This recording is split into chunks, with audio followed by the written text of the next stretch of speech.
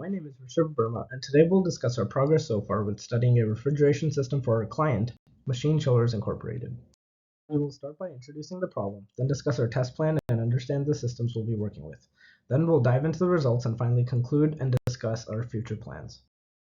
Our primary goal is to characterize the system created by our client, Machine Chillers Incorporated. It uses a reverse Brayton cycle to perform mechanical cooling, so we will model and evaluate its components accordingly. Ultimately, we will determine the system's capabilities for the purpose of cooling.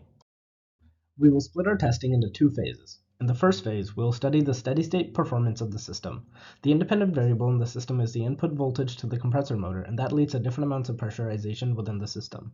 We'll first track the compressor performance, and then we will go into how input pressures affect the hot and cold output temperature and mass flow. We will also begin characterizing the load by studying the insulation's thermal resistance, and then in the second phase of testing, we will study the system's transient behavior and find the material properties for the load. We will be acquiring data using a National Instruments Elvis 3 board, and we will be collecting pressure, temperature, and mass flow readings using various analog sensors and controlling the system using a LabVIEW program. The data will be stored using Excel and analyzed using MATLAB. We will take physical measurements on the system using a digital caliper. This is a schematic of the system we will be testing. The locations of the sensors are shown, as well as the major components in the system, such as compressor, heat exchanger, and the load. This is the energy balance that characterizes the system.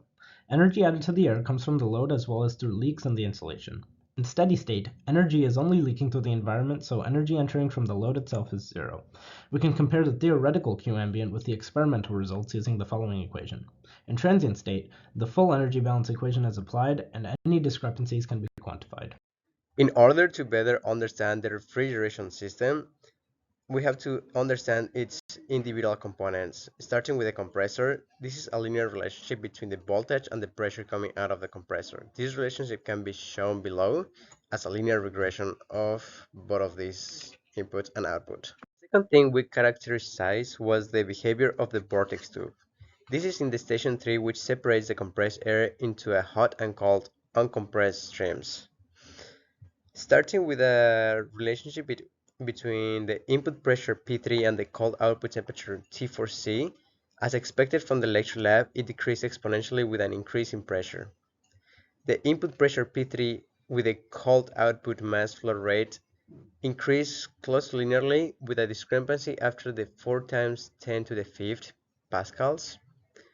The input pressure P3 and hot output temperature T4C increased linearly, and the input pressure P3 and hot output mass flow rate M hot is expected to increase logarithmically, but this pattern cannot be seen likely due to experimental uncertainties. At the same time, understanding how good is the heat exchanger was an essential role for this lab.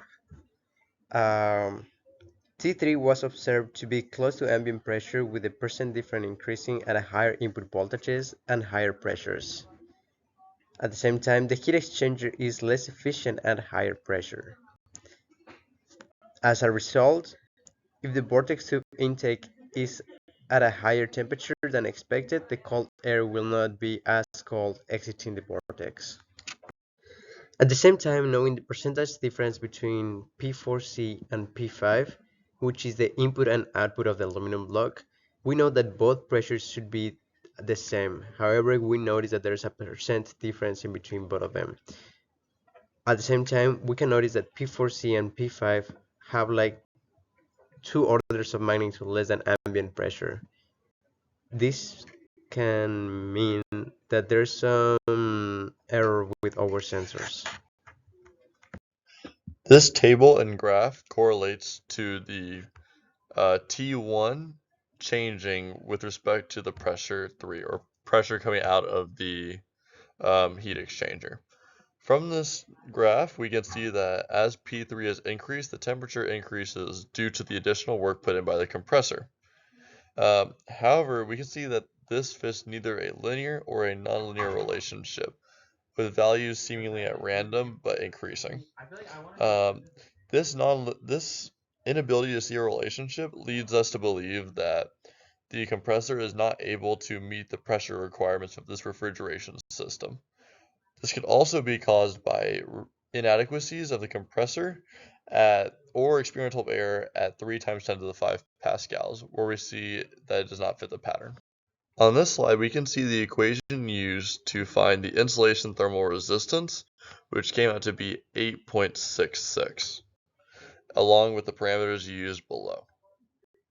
Utilizing the theoretical insulation thermal resistance calculated on the previous slide, we were able to backtrack using the insulation depth and the insulation area in order to determine an experimental KINS value, or an insulation thermal conductivity resistance, and a theoretical insulation thermal conductivity value. The theoretical was taken to be 0.033 as stated in the lab report, and then we can see the theoretical value on the middle column. And then we can also see the percent difference along the right hand side.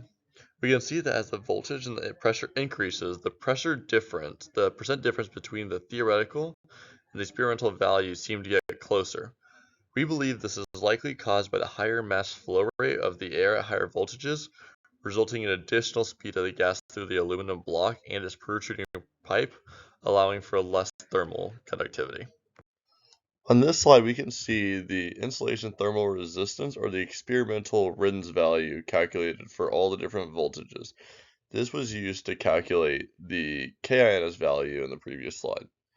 Here we can see like the KINS value, the percent difference goes down as we increase in voltage. These values differ from the theoretical model, likely due to the imperfect insulation of the aluminum block and the tubes that are protruding from the insulation. Using all of the values calculated in the previous slides, we were able to find the Q dot experimental and the Q dot theoretical. These correlate to our rate of heat transfer for our experimental and theoretical values, along with our percent difference, which can be seen on the right hand side. As we saw with the thermal conductivity and thermal resistance values, the percent difference seems to decrease as we go higher in voltage and higher in pressure. Part of our analysis consists of the uncertainties that lie within important terms such as thermal resistance of insulation, which is Rins, rate of heat exchange from surroundings, which is Qamp, and the rate of heat exchange from the air, which is Qair. Now, Qair and Qamp is equal in this situation due to this being conducted at steady state. Here are the equations that we have used to conduct this analysis. This table compares the theoretical values of the rate of heat exchange from surroundings, let's call it Qamp, with the experimental values while looking at the uncertainty ranges for each mode of input voltage. We can see that the theoretical values doesn't lie within the bounds of experimental accuracy for all voltages for Qamp. This could be due to model error, as explained earlier. Qair is equal to Qamp due to this analysis being conducted at steady state. Thus, the theoretical values and the experimental values are similar. So again, we're comparing the theoretical values to Qair with the experimental values while looking at the uncertainty ranges for each motor input voltage. But the uncertainty ranges are different since we're using a different model equation. We can see that the theoretical values lie within the bounds of experimental accuracy for high voltages, such as at 2 voltages and 2.25. The lower voltages not lying within the bounds is due to model error and simplification. This table compares the theoretical values of the thermal resistance of insulation, or Rins, with the experimental values while looking at the uncertainty ranges for each motor input voltage. We can see that the theoretical values doesn't lie within the bounds of experimental accuracy for the lower voltages, such as 0.5 volts and 1 volts, but lies within the experimental accuracy for higher voltages, such as 1.5 volts onwards. The lower voltages not lying within the bounds is due to model error and simplification once again. We have successfully modeled the steady-state behavior of the system. The next stage of testing will be to model the transient behavior of the system and conduct the transient analysis. Finally, we also need to re-record our pressure values that were recorded with sensors after the vortex due to sensor error in the previously obtained data. Thank you for your time. References were from Dr. McNair's Lecture 11 and Lecture 12 PDFs.